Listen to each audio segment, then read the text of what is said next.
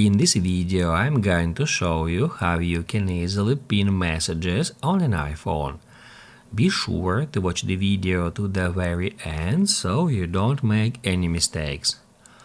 Let's get started, and first off, open up Messages app. It is showing us all our conversations lists now, and if we would like to pin some conversation at the top of that list, we can easily do so. To pin a conversation, just long press on it and then tap Add Pin. What that will do, that will remove that conversation from that list. However, it will place that circle at the top of conversations list, and then we can tap on it to enter a conversation with that user.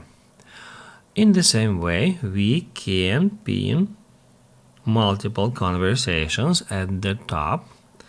Also, we can bulk pin or unpin conversations.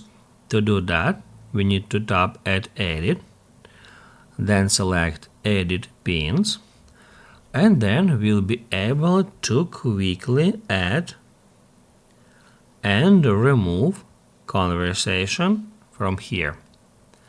Once it is done, tap at Done to save the changes. If this video helped you out, don't forget to hit the like button.